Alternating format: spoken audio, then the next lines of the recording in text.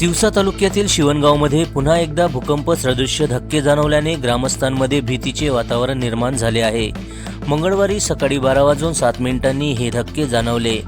विशेष म्हणजे गेल्या 3 महिन्यात चौथी वेळ असून यापूर्वीही 24 आणि 25 नोव्हेंबर रोजी असेच धक्के जाणवले होते। या सततच्या भूकंप सदृश्य धक्क्यांमुळे नागरिकांमध्ये दहशत पसरली आहे। महिनाभरापूर्वी जिओलॉजिकल टीम आणि प्रशासकीय अधिकाऱ्यांनी शिवणगावात भेट घेऊन तपासणी केली होती, मात्र त्यातून अद्यापही कोणतीही ठोस माहिती किंवा निष्कर्ष समोर आलेला नाही।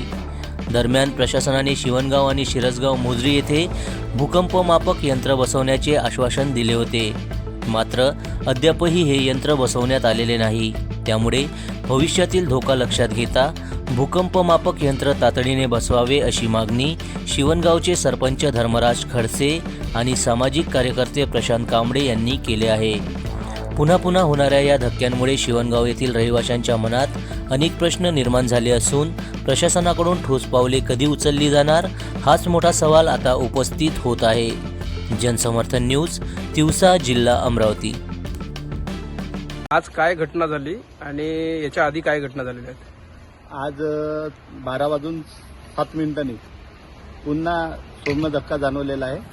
याच्या आधी पण मागल्या महिन्यात 23-24 तारखेला लगातार 2-3 झटके जाणवले होते। त्याच्या आधी 1 महिना आधी पण झटका जाणवला होता। हा झटका असा होता, आपल्या इथून फतेपूर आहे, फतेपूरमध्ये तिथे भांडे पडलेले आहे।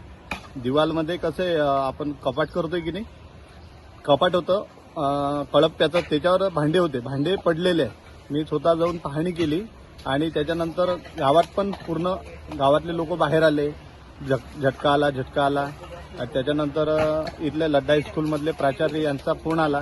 त्याच्यानंतर मी प्राचार्याला भेटण्यासाठी जिल्हा परिषद शाळेत गेलो। जिल्हा परिषद शाळेतून आपल्या लड्डा स्कूलमध्ये आलो। ते पण हादरून सगळे विद्यार्थी बाहेर काढले त्यांनी पण तेच सांगितलं की झटका आला आणि भूमापक केंद्र बसवण्याचे आश्वासन दिले होते, पण आतापर्यंत भूमापक केंद्र बसवलेलं नाही। आता पण मी फोन केला तर ते बोललेत की म्हणजे आता येणार, आपण केंद्र बसवूया 10 दिवसासाठी। मग शासनाला हेच विनंती आहे की लवकरात लवकर जे काही उपाययोजना करता येईल ते करावी, म्हणजे जेणेकरून भूकंपात काहीतरी आम्हाला आधार होईल। कारण की लोक इतके भीतीचे निर्माण झालेले आहे, भीती सांगताच येत नाही। लोकांना एवढं झालं की महिना झाला की झटके येऊन राहिले, म्हणून एवढंच सांगेल शासनानं जे काही करायचं आहे ते लवकरात लवकर करावे ही विनंती।